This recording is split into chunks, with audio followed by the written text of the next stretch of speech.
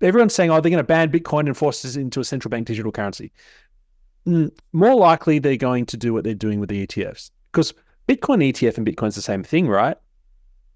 This is going to be the common understanding on the street. Yeah, I got Bitcoin ETFs, but from a safe source, not from your silly Coinbase or whatever. I got it from BlackRock or whatever, from Vanguard, all right? Oh, this is probably what we're going to see. We're going to see them finding a way, like they always do, to make money. So they will slippery slide people into the Bitcoin. I don't think the demonization of Bitcoin has worked, and so I don't think they're going to. I think they'll give up on that. I think what will happen with cryptos is they'll find a way to just get in on it, repackage it like GFC style, package it up, and satisfy uneducated people. I am so honored to have with me today Matt Wong, who is founder of Discernable and a voice for freedom and truth through the longest, harshest lockdowns here in Victoria, Australia, across the world. And so welcome to Bitcoin People, Matt. Harry, thank you very much for the invite. I don't get these very often, which I don't know why. It makes me sad. I really like going on other people's podcasts. On my stuff, I'm always asking the questions. So it's lovely to be asked a question and to see how you do it. I'm very interested to see how you interview people. I might learn something. Well, I don't know how I do it, and we're going to find that out as we go, because I'm sure it's very different for each person, depending what the nature and what the topic. It's funny that you say that you like to be asked the questions. I don't. I really like asking the questions, and I don't like being on the other side at all, actually. I feel very self-conscious on the other side, and I'm very reluctant. I'll go on someone's show because it's very kind of them to invite me on, but I feel very uncomfortable with the process. It's not that I have a problem with talking. You can probably tell already. I don't have a problem with talking, and it's not for lack of an opinion. Perhaps I just feel like I don't have a lot to add to the space, whereas questions come naturally. Questions is what I do if I'm at a party. Well, that makes sense. That makes sense, Carrie, because here I am sitting on your show right now. So I am very cognizant of approaching this differently, and I'm handling myself differently. I can feel it. It's odd, isn't it? We kind of say, don't wear a mask, be yourself. But then, we are complex people, and, we all have different facets to our personality. So, it makes sense to me. It's still genuine to show a different side. Right, even right now, I'm talking a lot. I'm not asking you any questions, where usually I wouldn't do this on my show. I'd be playing a different role, wearing a different mask. But I'm the same me. You're the same you. So I'd like to, I think that's right. And I mean, funnily enough, I teach presentation skills for a living in my non-podcast life, and with a very strong emphasis on be authentic, be yourself. But you're absolutely right. There's different sides to us. And there's that part of it that feels really passionate about something. There's part of us that is entirely disengaged with something. There's a part of us that is angry or concerned about something. Those are all facets of our personality. You've got a reputation for being really a very cool head under somewhat difficult circumstances. You manage to speak to both sides of politics with some seeming level of calm and detachment. I'm not sure if those are quite the words. Matt, how did you come to be you? Was that something you worked on, or is that who you always were? Okay. Well, big question, how did you come to be you? But if we know in just on that cool, calm-headed reputation thing there, which was not deliberate, it was accidental. Let me tell you a story. I was in university studying law and political science. It was called social inquiry. But anyway, poli-sci law. And I was a mature age student, 27. And one of our assignments was to do a radio show. And so I did my best impression of Alan Jones, without saying that, but I tried to play Alan Jones in the typical shock jock. I don't mean that in a derogatory way, but, this is the type. And the lecturer, his criticism of me was that I was just too calm and just too nice. And there was me trying to be as outgoing, as shocking, and as mean, as rude as possible. So I've learned that I don't have it in me. I don't have the capability to do it. Where that came from, I do know. So it was a very rough childhood. There was a lot of abuse. When I was young, there was the parental abuse amongst the two of them. But then as I was raised with my mum, there was abuse from her, and that got really bad, physical and sexual and emotional. And anyway, I gained a real hatred of confrontation. Road rage I really struggle with road rage. Like when people do it to me, like I go into shock. So I don't do well with yelling. I don't do well with some of those freedom news channels and freedom accounts that are screaming and confronting people, even though they're trying to fight for freedom. I don't like them because it just triggers me, right? I need a trigger warning. So I think it's a pathology. And I think the calmness that you witness now, I had such a rocky childhood that I remember making resolutions with myself that I would never be that. And that's often the case, isn't it? A lot of us have strengths that are often built from a pathology. We're like phoenixes. And for me, it was that. And so I'm brilliant in an emergency. Like if I've got 2 young children, and I always say to my wife, if one of their arms or heads is, because we live on a farm, if one of their heads is rolling down the road because they've been decapitated in an accident, you want me there on the scene, because I will say, do this, do that. And I will grieve later that my daughter just died, but I cannot be broken in an emergency. So I broke all of my ribs and fell off the Sydney Harbour Bridge, off the Northern Pylon, and broke ribs and crushed my lung and all sorts of stuff. How do you fall off? How do you get up there in the first place? I did that illegally once. I did that illegally in my teens. You jumped off the bridge? I didn't jump off. I climbed up. I climbed up the inner arch, the bottom arch, and then there's actually like a manhole at the top, and you can climb out, and then you can wander around on the top there. Where are you in Sydney? Had to be careful of, because they knew that teenagers were doing it, and there were police boats patrolling the area with searchlights. Okay, I didn't ask where you were. Are you in Sydney? No, I'm in Melbourne now, but I grew up in Sydney. Yeah, okay, me too. No, it's not a very interesting story, but anyway, I was very broken and in the hospital, and then also my mum died in an ED not long before that. And the staff always say to me, "Do you work in medicine?" And I was like, "Why do you ask?" And they say, "Just the way you're handling yourself." Wow. So obviously, what you see on Discernible is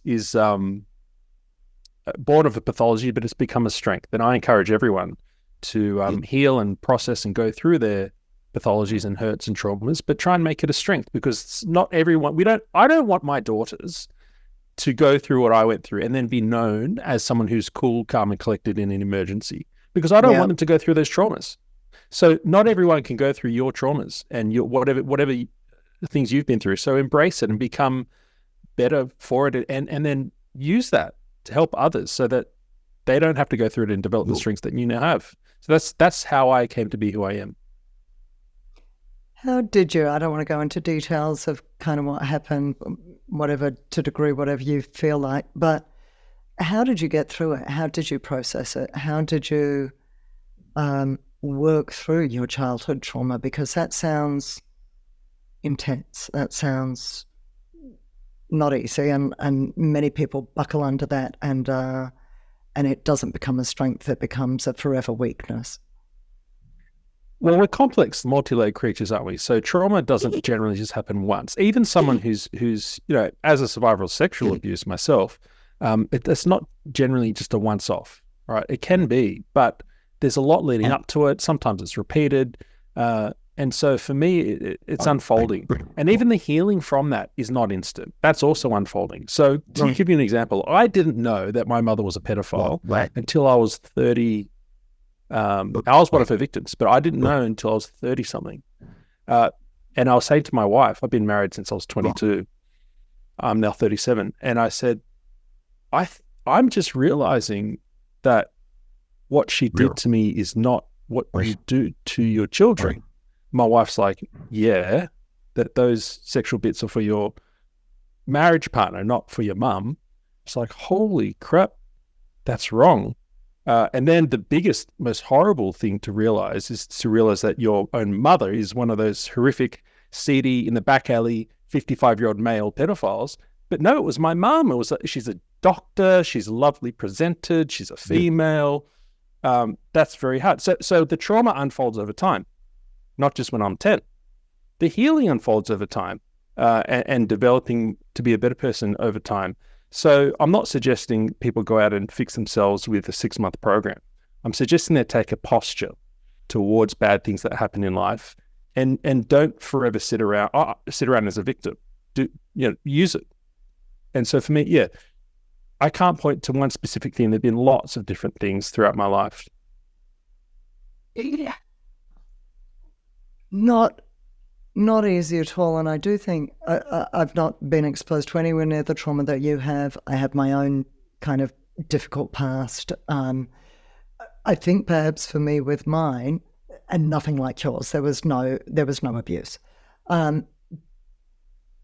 You could argue that my mum was NPD, with narcissistic personality disorder, and that was diagnosed before it became kind of a popular thing to talk about. It was diagnosed by one of my therapists along the way, and it was tricky without being abusive. And I think one of the things was I didn't have anyone to talk to about it because I was an only child. So it wasn't until I was 30 and married, this is the only bit that kind of overlaps with what you've just talked about, that I went, oh, it's her, not me. It was the first time that I got a reality check. Yeah. So at the age of 30, for the first time, I had someone observing my mother and going, there's something really not right about that behaviour. And there was a whole kind of unravelling around that because I blamed myself for just being a not good enough daughter, frankly, for 30 years. And it takes a while to unravel, and yours must be all the more so. It must be very difficult in the world for you at the moment. There's a lot that we're hearing about pedophilia, about sex rings, about sex slavery, child sex abuse. I couldn't watch Sound of Freedom. I wouldn't. I just, as I've said a number of times on different shows recently, either this show or on other people's shows, if it's something I can't do something about, then there's no point exposing myself to images and ideas and issues in the world that are going to really deplete and depress me. If it's something I can do something about, so I've joined the Libertarian Party. I'm here doing this show about Bitcoin because both of those things are hope, and I can be actively involved. And there's a community, and it can feel a little proactive. It doesn't always have to be proactive. Meditation is a form of passive healing for the world, as is prayer. So it doesn't always have to be physical and out there. But anyway, leaving that aside, how do you deal with those constant, and I know neither of us are comfortable with the word trigger, but because it seems to have been hijacked by the left to mean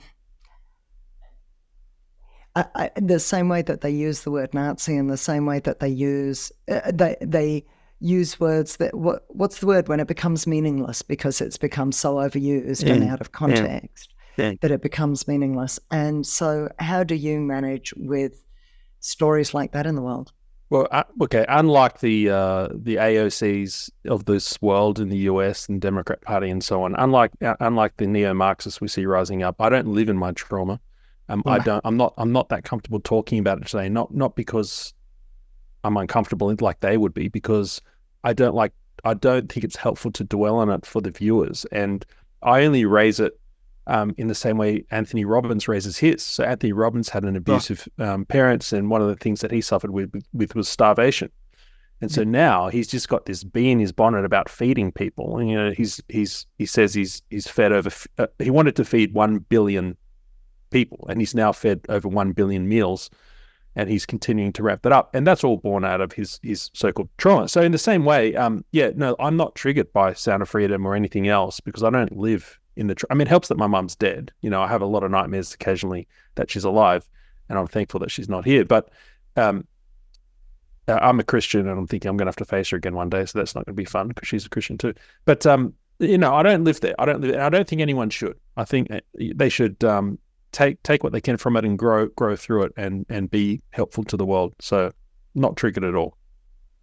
Incredibly admirable stance, and the ultimate in kind of taking responsibility and, being your own person in the world without blame, which leads us to... Well, sorry, on that, just before you go please. on, because what you just pointed out is very important.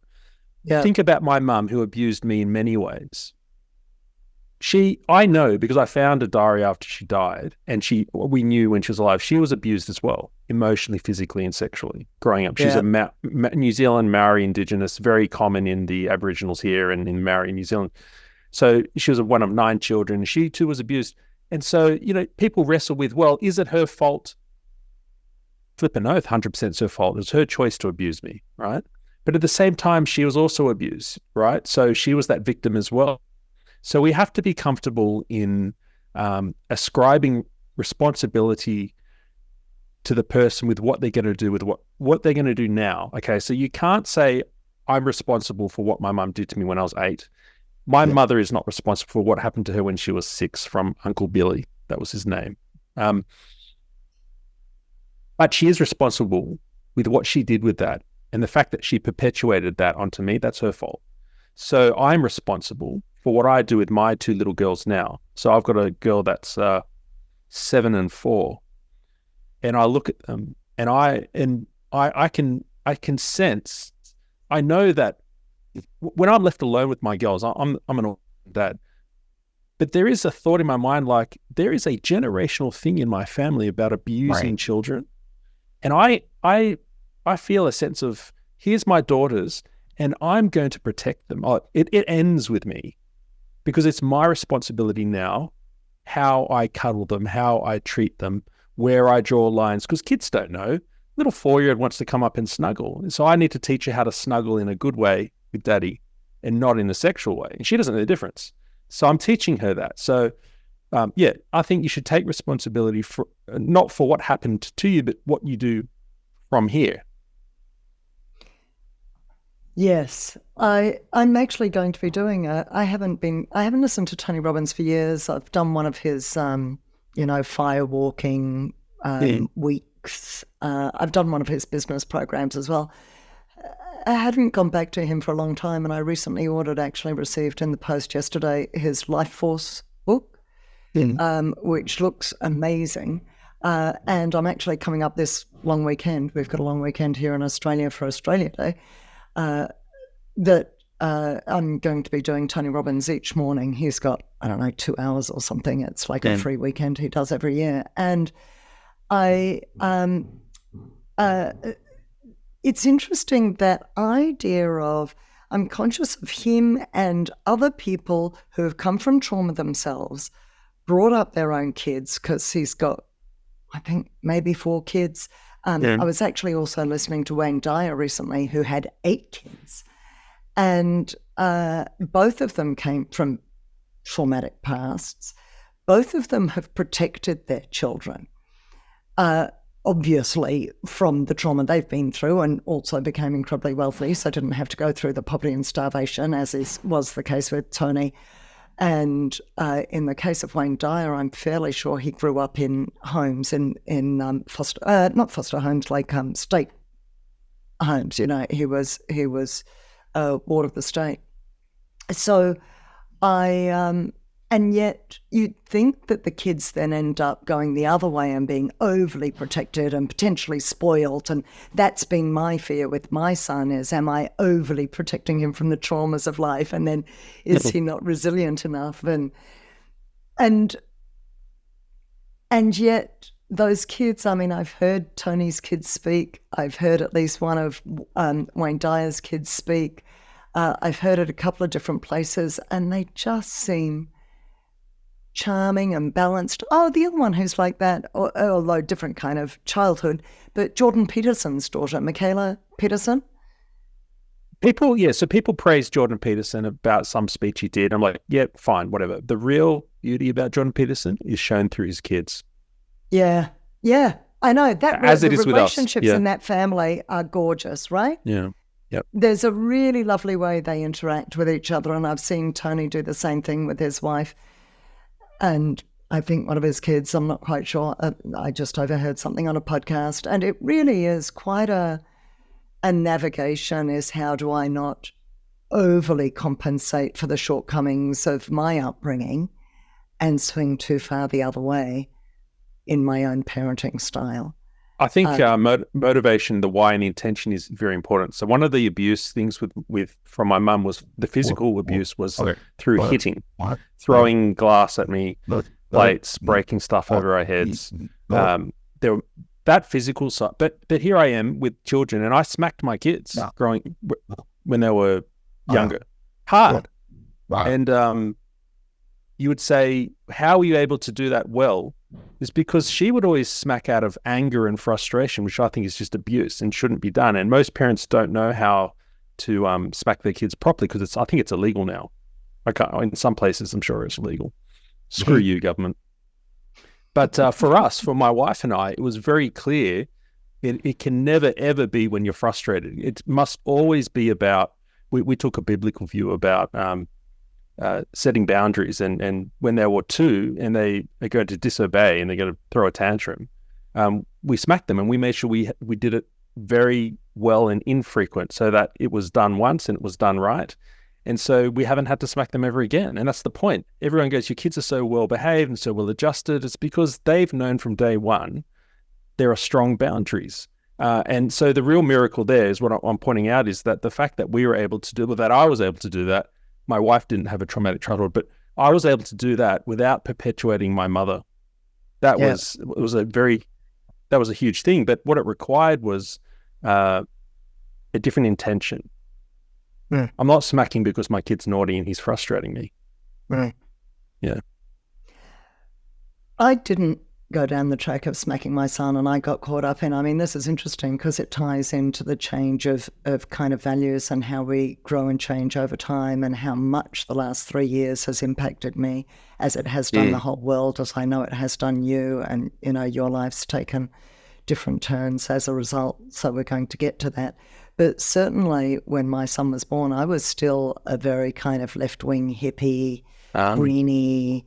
I was speaking with my previous guest about being into permaculture. We were both into permaculture, my last guest and I, you know, mud brick housing, renewable energies, you name it. And so that was kind of my background. I used to hand out how to vote flyers for the Greens. Oh, cool. I now do hand out how to vote flyers for the Libertarian Party. But and that's changed a lot. So I didn't smack my son, and he was pretty unruly through his first 10 years, and it really could have been touch and go. And yet I think our saving grace was that we were always incredibly open in the way that we talked with him.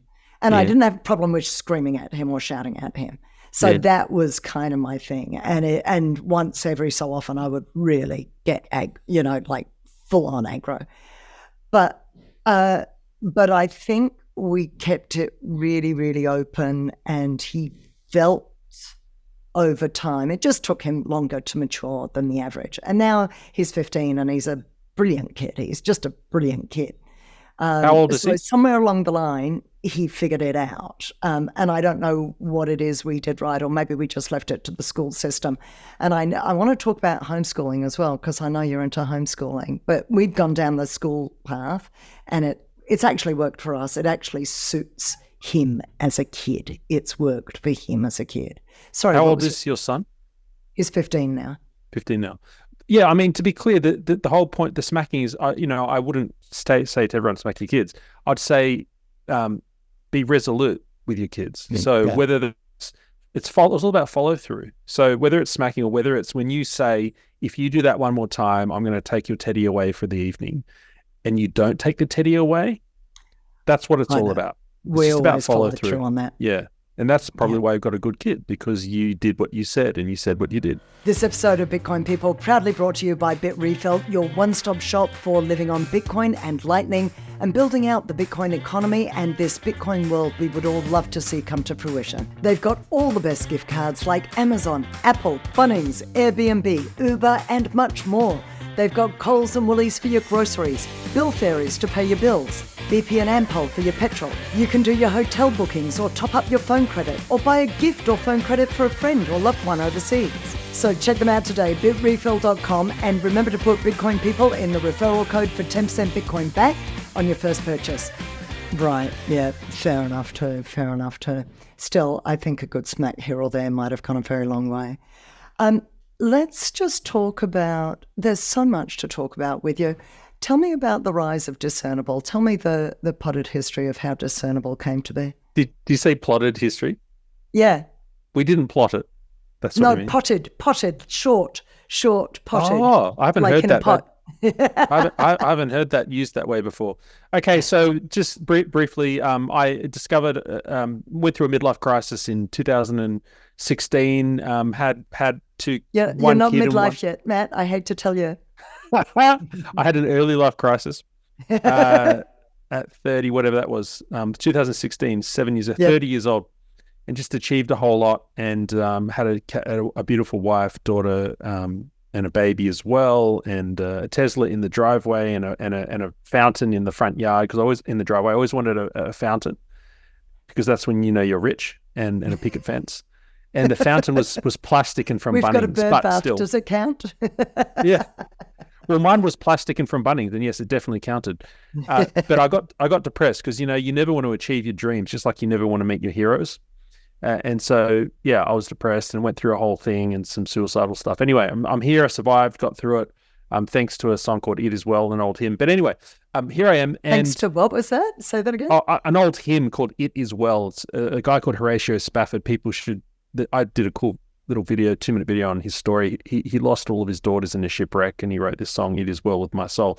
Anyway, so when I we can go into that later if you want, but Discernible then came out of that because I was like, I need to be helpful to the world and I need a purpose, because you can't just retire. We retired. You can't just retire when you're that young, or ever. I think I was so offended when I was young when they said at 65 you must retire. I thought, how dare they?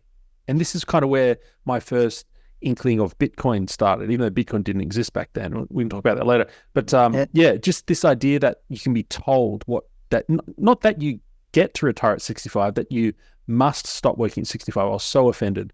Anyway, so when it came to the depression stage and then wanting to be helpful, I decided to try and make business videos because that was what was in my history. I had a long history of general management and mergers and acquisitions and so on through various organizations. And then I started doing that. And how was just Gary V. So Gary Vaynerchuk in 2018, I watched him, and in 2019, I finally started executing. And here he is in 2024 saying, let 2024 be the year you execute. Well, I started in 2019. And for 7 months, I executed and nobody cared. Absolutely nobody cared. But that's okay. I just kept creating content, kept pumping out, and it's still on the internet. You can go and find it. Me talking about business videos is pretty cheesy. But I was trying to be helpful, use my MBA knowledge, and then the Daniel Andrews government in Victoria, where I was at the time, he put out this, lockdowns and stuff, and he said we need to change the Public Health and Wellbeing Act, which enables him to do all these lockdowns.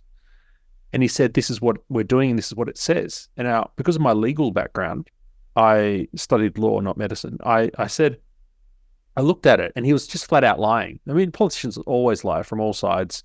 I haven't caught Limbrick lying yet, actually. But the major sides, Liberal, Labor, David Limbrick is from the LDP, Libertarians.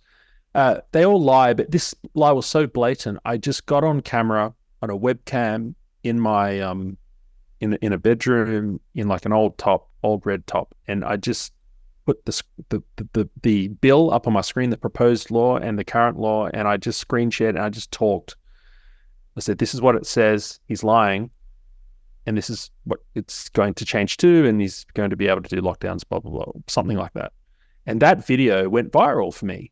So instead of getting a like from my wife, my brother, and maybe 3 others, suddenly it was being shared 10 times. And I'm like, what? That's odd. So this is when Facebook was a thing. So I got on Signal to my family, and the family group said, guys, I think it's happening. Like 15 shares. And then they'd say something back within 10 seconds. I'll say up to 25 shares and then 100 shares. And I was just losing my mind. 180 shares, 200 shares. Guys, what's going on? I can't remember what number it got up to, but that was the first kind of foray. And what was really happening there was I was finding my voice, which was always wanting to be helpful, but then matching that up to an area where people actually wanted help in. Right. So they wanted to learn about what was going on in politics and law. And then from there, I just kept on doing those explainer videos and became more and more famous.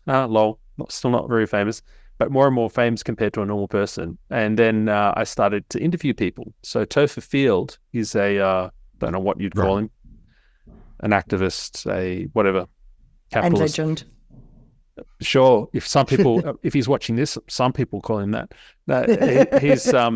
He's cool. So he agreed to sit down and be my first live interview on a couch. And I just said, I want to ask you questions about capitalism, and just copy the Rogan style podcast where we just have conversation. It went so well because he's an easy guest to interview, which is absolutely true, because he just doesn't shut up. Do you, Topher? But he's very easy to interview because he's very good in that role. And what I discovered though is that I'm very good at asking questions and being curious. And so it snowballed. And now I interview anyone. I'll interview anyone in terms of skill level. The scariest one was Peter Hitchins. So if I can do him, yeah, I'm not scared of interviewing any big name. Good for you. Fantastic. Peter Hitchins, from mainstream media, yeah? Yeah, the British guy. Very salty, very salty. Right. That's not a question, Carrie. Ask me an that? actual question. That's what he would do to you. How did you get him on the show? I just emailed the Mail in UK. What's it? The Mail on Sunday, or whatever he writes for. And I said, contact us at whatever. And I'm looking for how to contact Peter Hitchins, thinking I'd go through the producers and so on. Within a couple of days, I get an email in my inbox from whatever it is, peter.hitchins or whatever. And it just says, you were looking for me and here I am. That's it. Send. He's so salty. And so I was like, okay, can I please maybe interview you? So Discernible basically grew. Where's it at now? Because it was really an important independent media outlet. Yeah. Certainly in Australia. I don't know what reputation you have overseas. Yeah. Where did you get to in viewership? Where is it now? What's been the kind of the story? Because I get the impression you've been wanting to scale it back. We grew up through COVID like many people did, and we peaked with multiple staff across New South Wales and Melbourne, just a remote editor in different places. And then we beat Sky News for, I think it was federal election coverage. Yeah, federal election coverage where Albo won. We beat Sky News, which is just unthinkable, but we did. Good for you. Yes. I think I was watching that night. Yeah, we had a lot of audio issues, but anyway, we had multiple studios, we had multiple leases, we were going well. The need for us, I think, has come back a little, or a lot, but not completely, because we tried to pivot very early on. You look at the other people who rose up during COVID, a lot of them started to lose relevance during the COVID season. And I would always say to my staff in planning meetings, we need to pivot now, because everyone wants to talk about, as the vax rollout was just starting, they're saying there's all this clickbait to be harvested. And I said, I'm not interested. And every time I did a little piece that went clickbaity, you know those pieces. You know when you don't put much effort into a piece, but the topic is so hot that it just goes everywhere. You think, wow, this is a vein of gold I've tapped. I could just keep doing these pieces to camera. basic in the car, PTC, talking about how bad the vaccine is or whatever. And I would get all these clicks and eyeballs. And we would deliberately steer away from that. So you'll notice that whenever we get a viral video, then like we interviewed this cop, Krystle, right? She resigned in uniform on our show from Victoria Police. It was a bit of a scandal. And it was reported in the mainstream news. She's now Libertarian Party. I've met her. Yeah. Yeah, she's cool. She's not far from me. Yeah. A friend now. But at the time after that went viral, the next interview I said to myself that no more, I don't want to interview another cop. No, I don't. We need to not typecast ourselves. Quick, I want to interview a physics professor or Joseph Camilleri, the distinguished international relations expert, or just something else, because I'm not interested in this is a passion project. So we've kind of kneecapped ourselves in that sense, but we have built for ourselves a reputation that's a bit more long term. So then we scaled back towards the end of COVID, and it's all the way back now to where it's just me, no staff. And we've tried to keep it sustainable. So I could have doubled down, find a clickbait worthy thing and made us big again. But I said, no, I want to keep it pure. So I want to interview, you've seen my interview list, right? Discernable.io, it's all free. No ads. There's my ads, but there's no one pays for any ads on there. Go on there and you'll see I'll interview from the left, from the right, from the up, from the down, from the freedoms to the my favorite interview is probably with the socialist kid, Daniel Lopez. Really enjoyed that. Hardcore. He was celebrating Lenin on the 21st of January or whatever, 100 years since Lenin's death. He was like, I miss this man. And, I really like that guy. I love all sorts of, so that's where Discernable's going, to answer your question, is a slower boil, but we decided to go slower for longer. I don't see any reason why it would stop now. I'm in a living room with a giant TV 2 centimeters behind me, and interviewing this week. We've done 3 interviews this week, so we're not going anywhere. Good for you. The focus of the recent, at the time of speaking, albeit we won't publish for a few weeks, unfortunately, the WEF have just gathered in Davos, and misinformation and disinformation seems to be top of their agenda, which, as we all know, is all about them wanting to control the narrative and shut down anything that approximates truth. What are your thoughts around that in terms of, I actually want to know what the chances, what hope is there for truth, for real truth to stay free? So we've got Elon Musk, thank goodness, on the other side. It feels like we've got now a groundswell and we're getting organized. It feels to me, rightly or wrongly, that everyone was taken on the back foot early in COVID, and it's taken this long to sort of garner some sort of cohesive response, and people are coming out of the woodwork. Even like Bill Ackman recently now pushing back against the universities and the teaching of communism, basically, in universities. So we've got this kind of pushback against the whole DEI movement, and people really wanting to speak out. And of course, Elon's now got these long format shows, so Tucker Carlson, and I just saw Mr. Beast is doing his first show, or just did his first show on Twitter, which is a big deal. For some. Big deal in this household. Well, regardless of whether you like him or not, or you're into him, he is the biggest streamer in the world, so it's a big deal regardless, whether you like him or not. So how do you feel about what are the chances for, or the hope for, truth? People get sad and down when they look at current circumstances, but they don't zoom out enough. If you zoom out to broader history, even things that are contested like the French Revolution, there is still enough of a pattern throughout history where humans yearn for freedom and they fight for it. it seems inevitable to me. And so I subscribe to the view of Balaji Sri, which I'm sure you're familiar with. He's big on crypto.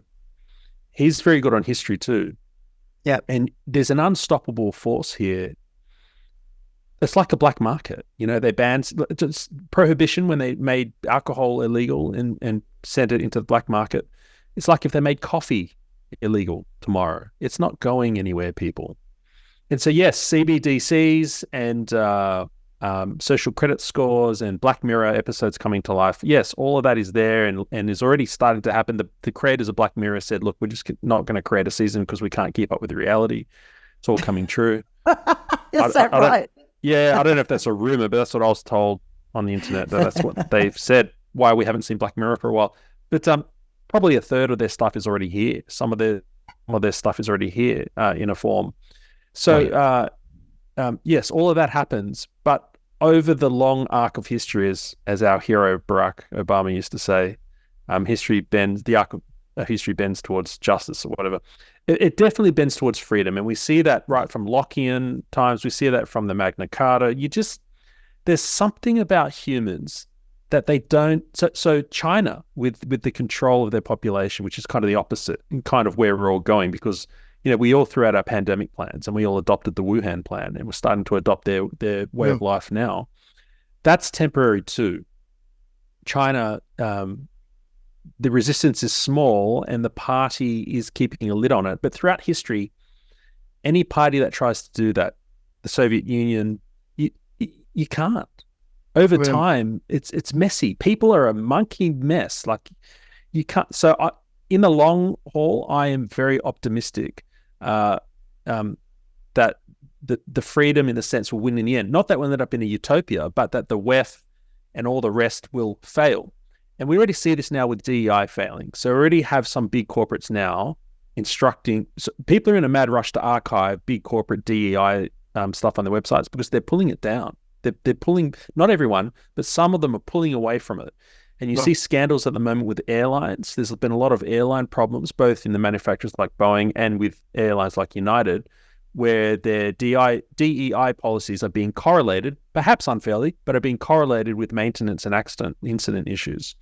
And so I think we're going to see a great walking away from DEI and ESG, who's already dead, and CSR was dead a long time ago. So we're going to see a walking away of it. But here's the real problem. You know that quote, that good times create weak men, and then so weak men then create bad times, and that's the cycle where we find ourselves right now in the cycle. So we have weak men, or anyone really, but traditionally the quote is men. Weak men create bad times. That's where we are now. But bad times create strong men, and I want to train my kids to be those strong. They're two girls, to be those strong humans for the future, because strong men, strong people create good times again. And you're in this cycle.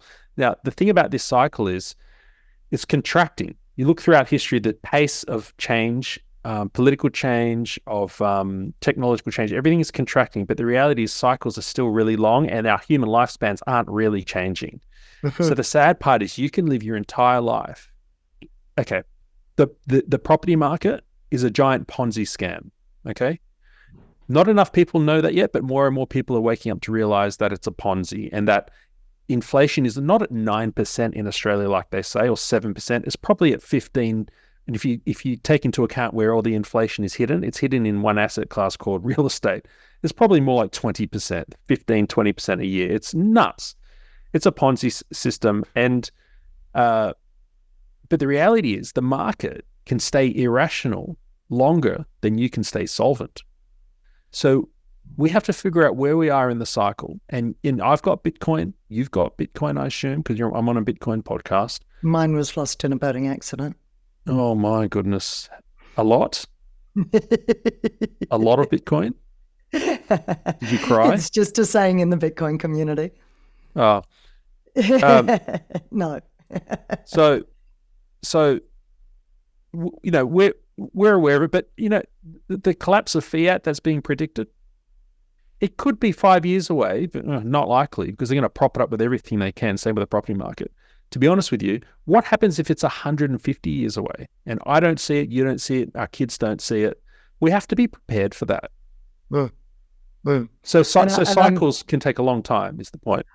I'm very cognizant of that, and I'm very aware that I'm planting a tree today that I am unlikely to see the shade of in the future, but and maybe my son won't, but that cycle that you just spoke about, which is the generational cycle, and to the degree that kids still grow up at about 20, in their early 20s, so the generation moves on as they move into the workforce.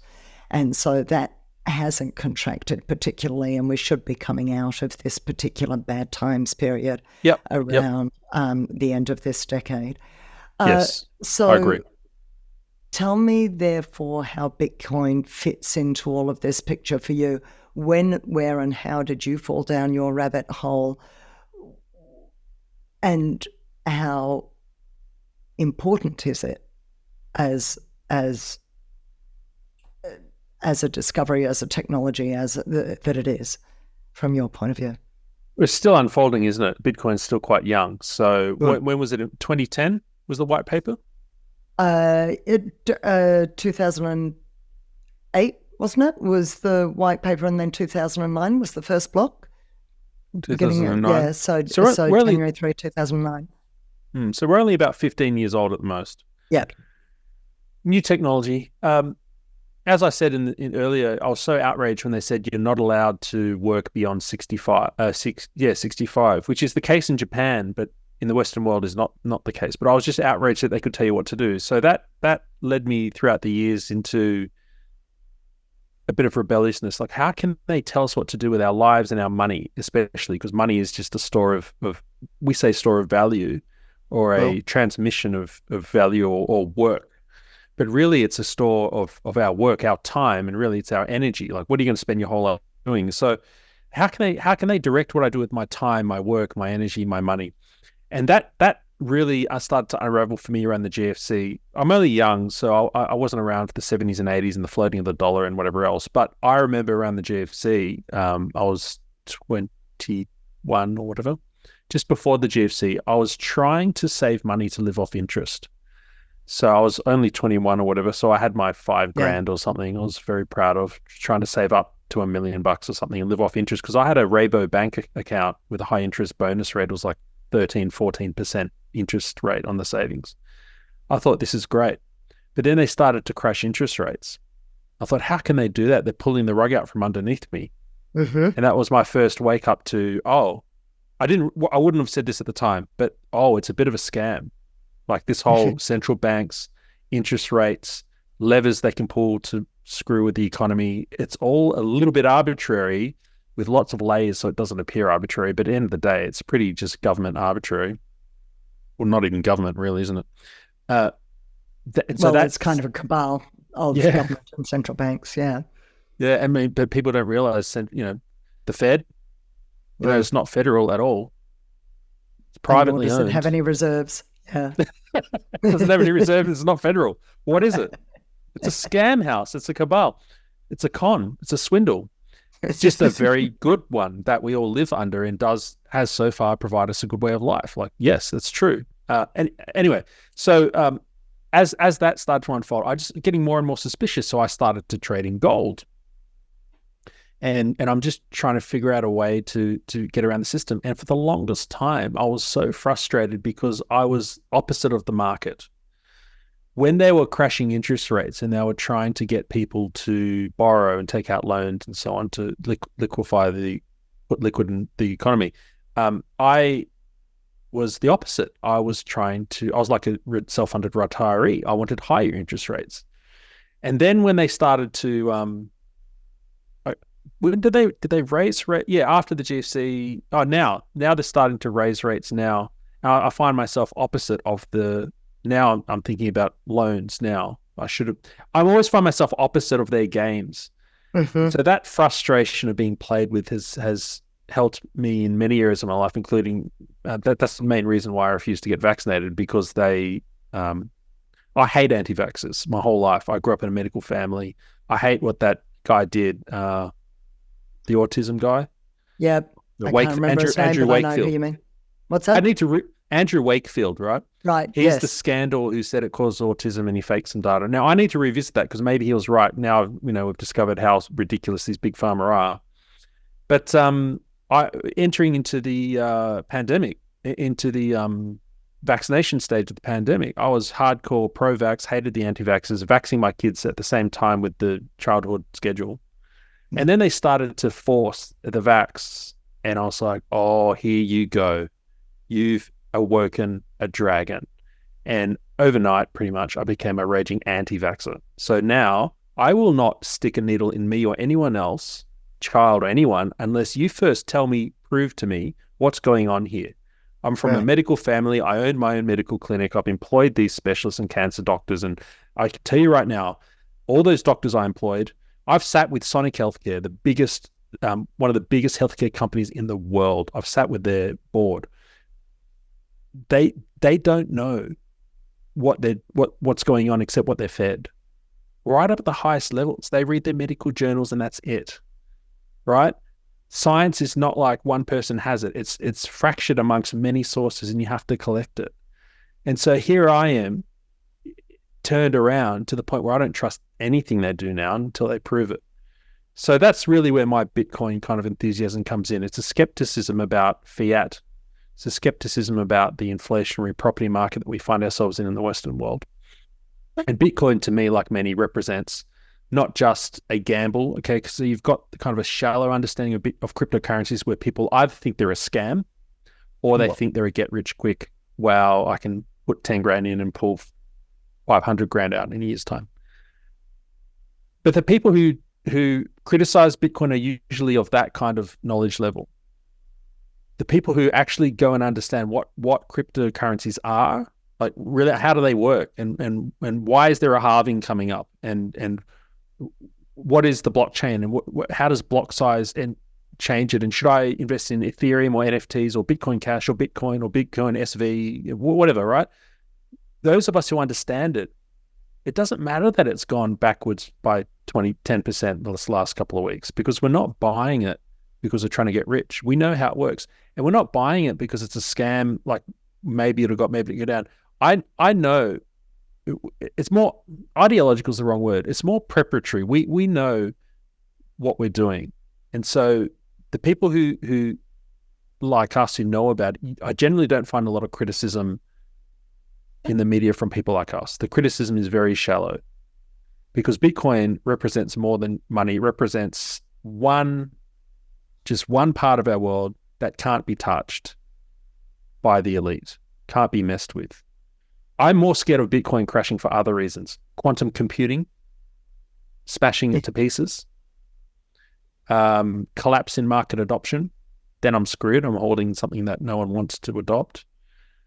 But when you weigh it up, balance the risks between holding gold, which I also have, or holding fiat, which I also have, or holding US dollars, which I also have, or holding farmland, which I also have. I've got all these things. Livestock, which I also have. I've got all these things. Bitcoin's just another asset class that I think should be part of your portfolio. Have you ever felt like the only Bitcoin enthusiast in your area? I certainly did. It is literally why I started the podcast, was just to meet other Bitcoiners. As it turns out, there was an easier way. I could have simply joined Orange Pill app. Orange Pill app is the ultimate social layer in Bitcoin. It was built by Bitcoiners for Bitcoiners. It is where you will find other Bitcoiners in your local area. It is where you will find events in your local area, and where you can also connect with merchants who take Bitcoin. So please hop on aboard, use the affiliate link below, and I'll look forward to seeing you there. I'm not worried about the quantum computing thing, because I think the whole of society comes crashing down. I think we've got bigger problems. If once quantum computing comes along, I think Bitcoin is the last of the issues that we have to deal with. In terms of lack of adoption, I'm not worried about that, because I know how psycho Bitcoiners are and how determined we all are to hang on to our Bitcoin at all costs, and how adoption is increasing around the world. And as someone rightly pointed out on this show to me, not only is adoption, particularly in, say, South America and Africa, absolutely, going gangbusters, but you've also got hash rate around the world. Look, I don't know what it is this week, and maybe it's down a bit, but, hash rate has been at all-time highs. And I had to drill down with someone about, why is that so important? Why does everyone always bang on about the hash rate? And he explained to me, because that means people are putting capital into it. Yeah. They believe in it that much. They believe in the future growth that much that they are setting up, putting multi-millions into setting up banks of, miners in order to hash Bitcoin. So I thought that was a really interesting comment. That hash rate is worth keeping an eye on, which is why that doesn't bother me so much.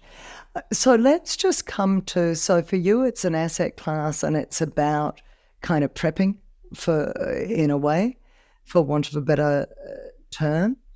It's about fuck you money. It's about meaning as in the government can't touch it. It's yours and you can run away with it and they can't stop you at the border and so forth. So it's freedom money. So I see all of that. How do you see it playing out potentially in the short term? Because we know governments aren't going to go down without a fight, just as they're going to push back on misinformation and disinformation right now. We're going to see an even harder crackdown on all of that. They're going to try and shut down on ramps and off ramps and siphon everybody through ETFs and so that you don't actually own your own Bitcoin. So how do you imagine that playing out in the short term? And then I want to get more to your long-term vision. But what do you imagine? Okay, so you've nailed it already with the ETF comment, because everyone's jumping up and down. Yay, this means Bitcoin is taking off. Well, how did Bitcoin go after the ETF announcement? Look, that's just a sign that the big evil octopus that kind of runs the world, the banking sector, is showing their hand what they're going to do. Everyone's saying, they're going to ban Bitcoin and force us into a central bank digital currency. More likely, they're going to do what they're doing with the ETFs, because Bitcoin ETF and Bitcoin's the same thing, right? This is going to be the common understanding on the street. Yeah, I got Bitcoin ETFs, but from a safe source, not from your silly Coinbase or whatever. I got it from BlackRock or whatever, from Vanguard, all right? This is probably what we're going to see. We're going to see them finding a way, like they always do, to make money. So they will slippery slide people into the Bitcoin. I don't think the demonization of Bitcoin has worked. And so I don't think they're going to, I think they'll give up on that. I think what will happen with cryptos is they'll find a way to just get in on it, repackage it like GFC style, package it up and satisfy uneducated people into, yep, here you go, you're a crypto cool guy as well. I don't know what the term is. I'm not that into crypto, but you're a crypto user. Yeah, nah, you don't understand what crypto is. I know that the Bitcoin community are going to pick up on this conversation, that we need to really specify between Bitcoin and crypto. That Bitcoin is Bitcoin, and everything else is generally considered rubbish. Exactly, in the Bitcoin community. So, which would be absolutely a fair assessment. So, how dare you? So, what's that? How dare you? Bitcoin Cash is being used in Queensland a fair bit. What is? Bitcoin Cash. Is it? In what way and how? Why? Cafes. They're using it in Queensland. Bitcoin Cash and not Bitcoin? That's weird. I think, it's the whole idea about the high transaction rates, and so they believe in that platform more than Bitcoin because of the block size limit. Oh, I see. Right. You know that, you need to start spreading the word up there about Lightning, because you can do equally fast transactions with Bitcoin, but on the second network layer, which is the Lightning layer. But anyway, we can have that conversation a little bit further down the track. So how do you, so that's in the short term, and I think you're absolutely right. And we're already seeing the mainstream narrative change on Bitcoin and Larry Fink coming out and going, suddenly it's good for the environment. Of course, So, so that makes sense that that's what they would do. How do you see it then playing out in the long run? Does Bitcoin just it's just another way for the mainstream, for the current elite to stay elite? Is it actually supportive of the revolution, the libertarian cause, the freedom fighters? Well, as you go further into history, as you zoom out into history, now I can't be specific anymore without, the expertise. I don't have that. So now I start to lean on people like Balaji, who was correct. So for years, I've been listening to Balaji talking about how Bitcoin adoption is inevitable. People laughed at the man. And now you all need to go and get an introduction. Go to Lex Friedman's podcast and look for a 7-hour, 8-hour interview he did with Balaji, where they just lay out the history of money and Bitcoin and so on. And he makes some long-term predictions based on, human, just humanness. You don't need to know details. You just need to look at humanity and how we've behaved from time immemorial and then project that into the future. And he makes some great predictions. So I would lean on him for specifics. But in general, I would say I've found great success in looking at my heroes who are all dead, in leaning on the wisdom of the past and taking longer term views based on things like the human condition. So, for example, throughout COVID, so much was visible to me because I am familiar with some of the bigger concepts from history. I'm familiar with Greek myths and how they form our culture. I'm familiar with Aristotle and his version of virtue ethics. I'm familiar. So when we talk about virtue signaling, I know where that comes from. It's a long impulse from thousands of years ago. It's been twisted now. I understand Bentham's panopticon and the Benthamite utilitarian theory, and I understand Lockean theory, and I understand all these things that help me to understand why I can have a conversation with someone. And they say, I had an argument with some doctors I was interviewing yesterday, and they were trying to point out why all this COVID madness, it won't happen again because they've got the proof that it wasn't effective and it didn't save many lives. And I was trying to say, look, your argument's going to fail in the next disease X pandemic or whatever they've got coming, because you're not fighting the right issue. The right issue here is that everyone threw out their ethics, everyone threw out their morals, they threw out what they believed because of fear, because of incentives. And until we fix that, they will do it again. And they're going to silence and censor you again, Dr. blah, blah, blah, her name. So I think we can I've made some pretty good predictions over my short life based on looking long into the past. And I think we should do that again into the future. So all I can say is people are going to be people. We're going to have the same greed. We're going to have the same altruism. We're going to have the same outbreaks of mania and mass formations and psychoses. But at the end of the day, people are always going to value certain things.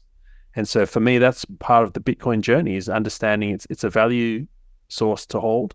Just the same as the idea of you don't want to earn money and earn money and earn money. You never buy the thing that money was for in the first place. So I've got kids, right? I don't. Do you know the Mexican on the Mexican fisherman on the beach? Yes. Yeah. Yes, but feel free to tell the story because some people may not have heard it. Okay. There's so many versions of it. I'll tell a quick one.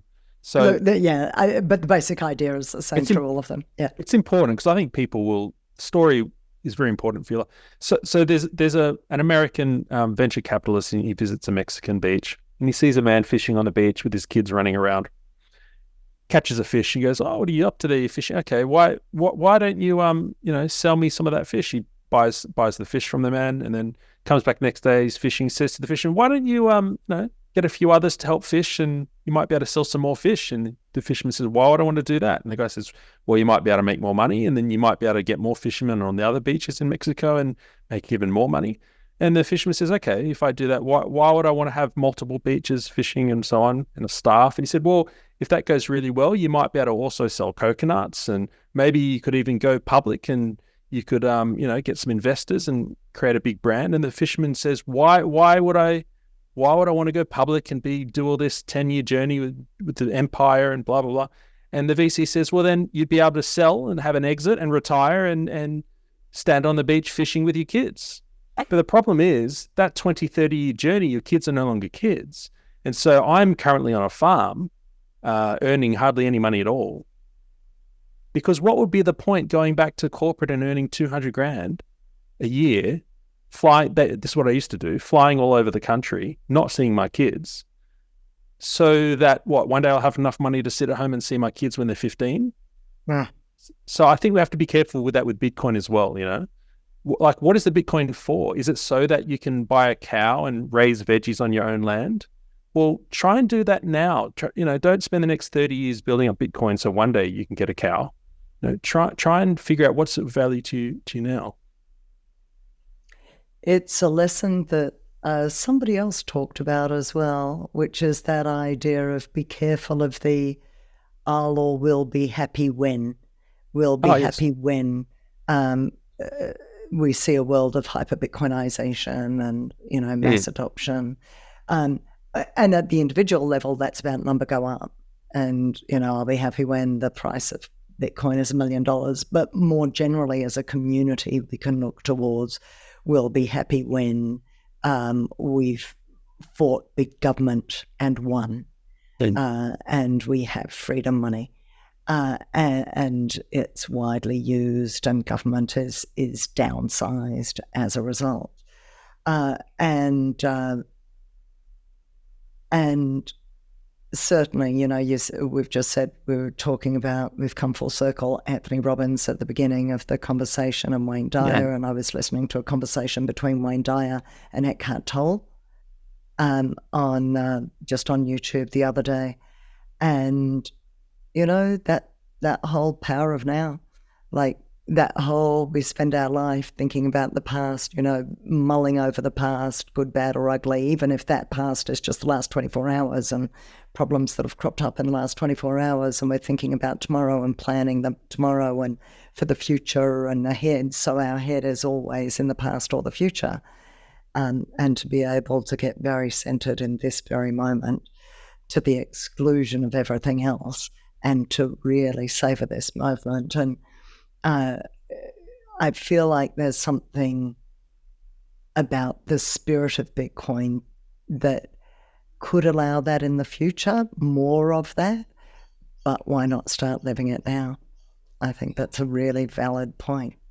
Can you, I'm wary of time, and we're sort of rounding in on the hour now.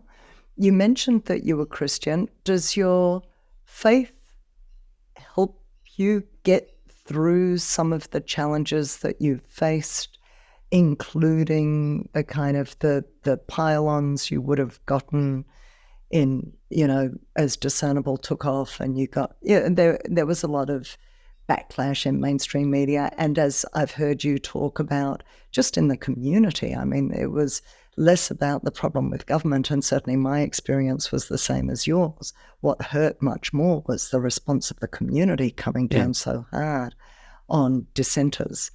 What was, how does faith play into that for you? The religious people were some of the best throughout COVID, and there's been lots of failings there, and I've documented those and interviewed and questioned church pastors and so on, and a Sikh guy as well. And I haven't been able to get a Muslim or Jewish on, but I have tried.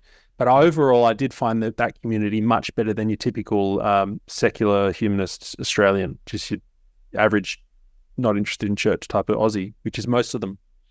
And the reason is because, I guess it's summed up best, I saw this Jewish guy giving an interview. I don't know if it was in the US or in Australia, but somebody was asking him about breaking COVID rules.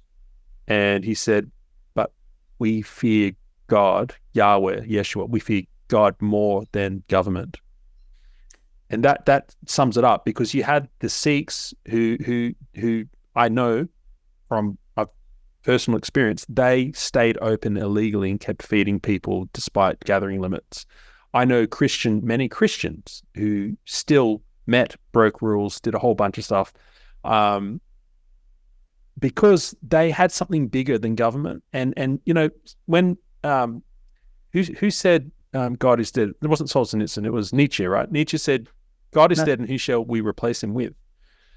The reality is we've replaced the at least in the Western world, you had that Judeo-Christian culture, whether you like it or not, was based on this Christian morality and belief, customs and tradition. That's now dying and being pulled out, and it's not being replaced with a vacuum. It's being replaced with government and the state. If you see the way people talked about the state daddy and the way government will look after us during the pandemic and so on, they really treated it religiously. And so I found religion to be very helpful in the people I met throughout the pandemic. They were some of the best people. And in my own life, that's why I don't fear death. I really don't. And when people ask me about Christianity, I find C.S. Lewis sums it up best. He said that I believe in Christianity like I believe in the sun. It's not because I see it rise in the morning. It's because by it, I see everything else. And so for me, it's just informed how I see everything. And depends on whether you want to go on, if you want to go into specifics of that, original sin and seeing everybody as lepers and so I can love them more and all sorts of stuff. But just, I was not surprised the way everyone treated each other during COVID. Not a surprise. Very disappointed. But that's kind of to be expected. That's going to happen again. And the next thing comes. But thank God some of us live with a different perspective. There's another good quote from Peter Hitchins. I don't know who he stole it from, but he said, "We are like barbarians who have crashed into a castle and discovering a great tapestry fallen on the floor. We lift it up, trying to make sense of what it says, but we can't because we're looking at it from the wrong side." And so the point of that quote was to say that some things don't make sense here, but will make sense in eternity. So I'm grateful to have that perspective. Lovely. Well, that feels like a rather beautiful and poignant note to potentially finish up on. Matt, if there were any final words you wanted to put out there, is there anything we haven't covered off or something you feel you'd like to say, particularly to someone who may be new to exploring Bitcoin? Do they trust government or have they lost the trust of government, this person? Let's assume if they're listening to this show, they may have lost trust. Okay, cool. All right, so you've already lost trust in government, so I don't need to say don't trust government. Okay, get educated. Get educated. That podcast, Lex Friedman and Balaji Sri is a very good place to start. But I would just encourage them that this is not new. I know Satoshi and the white, that's all new, but really not really. It's reflecting human nature. What the Bitcoin community and broader than the freedom community, what they're suggesting is a return to form. This state experiment that we've gone through this past few hundred years is the new thing. So understand yourself in the long arc of history. This is not weird. This is actually old and traditional, expressed in a new modern way, a technological way. But you need to understand that the people walking around in the fiat system, that's new. Paying federal income tax, that's new. Okay, they're the zombies. So see yourself as just a tradition. No, you're the real human, just woken up a bit, and see these people as like lost sheep, as sheep without a shepherd, as Jesus said in the Bible. With compassion, they're lost. They're being led astray by charlatans. And I think that's a very helpful position to have, what I've just suggested, because some people come out into this and there's trepidation, these weird Bitcoiners, these anti-fiat money and taxation is theft, and it's weird. No. This is normal. This is traditional. Lovely. Okay. Matt, just a pleasure. I am so honored that you joined me on the show. Thank you for taking this time. Thank you for doing what you're doing in the world. Thank you for Discernible, and thank you for the voice that you've given to so many people who felt so shut down. So all the best, Matt. Be well. Bye. Bitcoin doesn't exist in isolation. Like, it's a product of history. Yeah. Right. And you can be angry at fiat currencies, or you can say thank you to fiat currencies, because without them, Satoshi would never have invented or discovered Bitcoin. Like, it's all a path dependent.